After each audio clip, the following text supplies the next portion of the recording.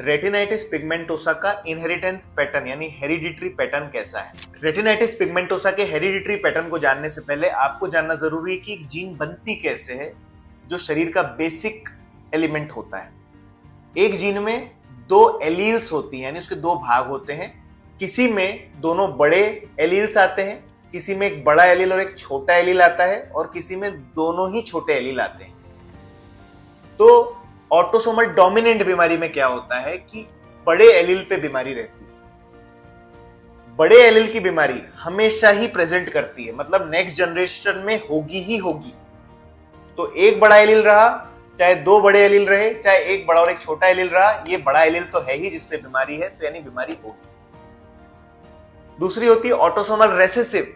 अगर ये छोटी एलील पे बीमारी यानी बड़े एलील पे कुछ भी नहीं है, छोटे एलील पे बीमारी है, तो बड़े एलील के प्रेजेंस में ये उजागर रिवील नहीं होगी। यानी अगर नेक्स्ट जनरेशन में एक बड़ा और एक छोटा एलील आया, नहीं सपोज फादर को बीमारी है, फादर का छोटा एलील है, मदर को बीमारी नहीं है, उनका बड़ा एलील है, तो बच्चे में होने के चांस बहुत कम हैं। अगर रेसेसिव बीमारी में दोनों छोटे एलील हैं तभी बीमारी आ सकती है। यानी अगर मदर की फैमिली में एक छोटी एलील चल रही है, वह बच्चे में आई, और फादर में तो छोटी एलील है ही, तो दोनों छोटी एलील मिलके ये बीमारी कर रही है। तीसरी बीमारी होती है एक्स लिंक्ड रेसेसिव बीमारी। एक्स और वाई क्रोमोसोम आपने सुने होंगे जो ह्यूमन बीइंग मेल्स में होते हैं।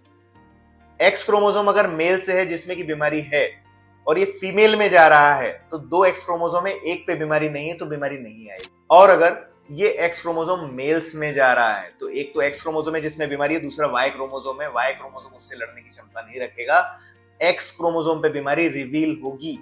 यानी एक्स क्रोमोसोम पे अगर बीमारी है और वो मेल बच्चा है, चाइल्ड है, तो ये बीमारी रिवील होगी। यानी मेल्स को होने वाला रेटिनाइटिस पिगमेंटोसा एक्स लिंक्ड भी हो सकता है, पर फीमेल्स को एक्स लिंक्ड बीमारी जनरली नहीं होती, वो कैरियर होती है कि बीमारी कैरियर है, मतलब अगली जनरेशन में पहुंचा सकती है पर खुद को नहीं।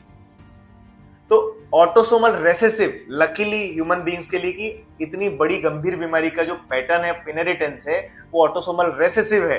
यानी केवल दो छोटी एलील वाले व्यक्ति में ही रेटिनाइटिस पिगमेंटोसा बीमारी आ सकती है। पर कुछ रेयर पैटर्न 80% तो ऑटोसोमल रेसेसिव होती है, पर कुछ रेयर पैटर्न जनरेशन दर जनरेशन में आते जाते हैं जो ऑटोसोमल डोमिनेंट वैरायटी के होते हैं, और एक्स लिंक्ड रेटिनाइटिस पिगमेंटोसा भी देखा गया है।